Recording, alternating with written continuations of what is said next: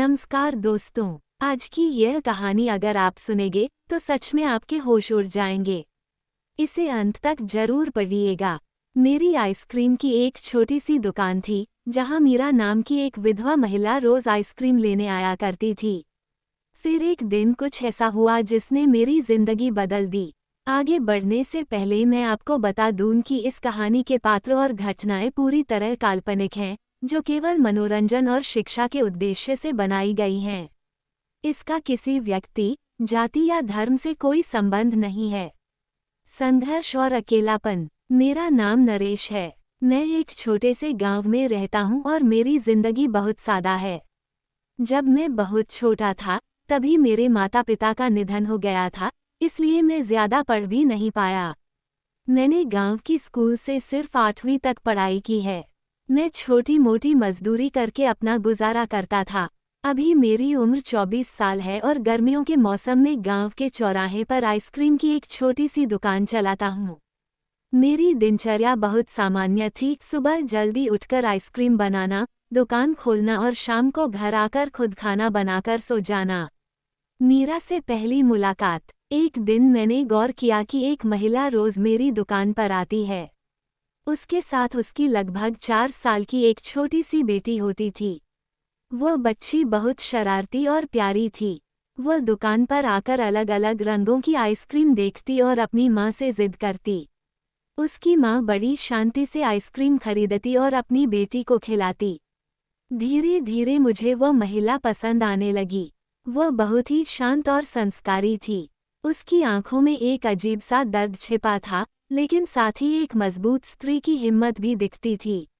देखते ही देखते मुझे एहसास हुआ कि यह सिर्फ पसंद नहीं, बल्कि प्रेम है। पर मुझ जैसे अनाथ और साधारण आइसक्रीम वाले के लिए एक सुंदर और संस्कारी स्त्री से अपने दिल की बात कहना आसान नहीं था। मुझे समाज का डर भी सता रहा था। वह एक दोपहर और वह मुलाकात। एक दोपहर बहुत गर्मी थी। तभी वह महिला दुकान पर आई। आइसक्रीम लेने के बाद उसने धीरे से मुझसे कहा, नरेश भाई, मेरे घर के फ्रिज की गैस लीक हो रही है और वह ठंडा नहीं हो रहा। क्या आप इसे ठीक कर देंगे? मैं तुरंत उसके साथ उसके घर गया। घर छोटा था पर बहुत व्यवस्थित। जब मैं फ्रिज चेक कर रहा था तब वह रसोई में चाय बनाने चली गई। फ्रिज में बस एक कनेक्शन ढीला था, जिसे मैंने ठीक कर दिया।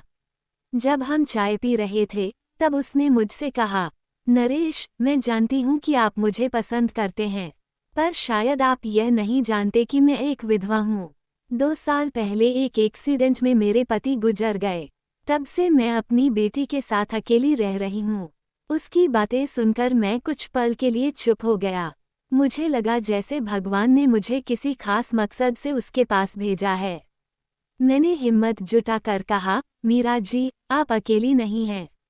मैं आपके अतीत से नहीं, बल्कि आपके आज और आने वाले कल से जुड़ना चाहता हूँ। मैं आपको और आपकी बेटी को पूरे दिल से स्वीकार करने के लिए तैयार हूँ। मेरी बात सुनकर उसकी आंखों में आंसू आ गए। उसने कहा कि उसने कभी नहीं सोचा था कि कोई उसे और उसकी बेटी को इस तरह अपनाएगा। एक नई शुरुआत। उस दिन के बाद हमारी नज़दीकियां बढ़ीं। मैं उसकी बेटी के साथ भी खेलने लगा, जो मुझे नरेश अंकल कहने लगी थी। गांव के लोग बातें करते थे, ताने मारते थे कि एक विधवा से शादी करेगा, लेकिन मुझे समाज की परवाह नहीं थी। अंत में एक दिन हमने मंदिर में भगवान की साक्षी में शादी कर ली। उस छोटी बच्ची ने हमारे हाथों में फूलों की माला दी। वो पल मेरे जीवन का सबसे सुखद पल था। आज कई साल बीत चुके हैं। मेरी बेटी अब स्कूल जाती है और गर्व से कहती है, ये मेरे पापा हैं। ये सुनकर मेरा दिल भर आता है। मुझे समझ आया कि सच्चा प्रेम इंसान की परिस्थिति नहीं देखता, वह तो दिल का रिश्ता है। नरेश की यह कहानी हमें सिखाती है कि अगर हम हिम्मत करके किसी को दिल से अपना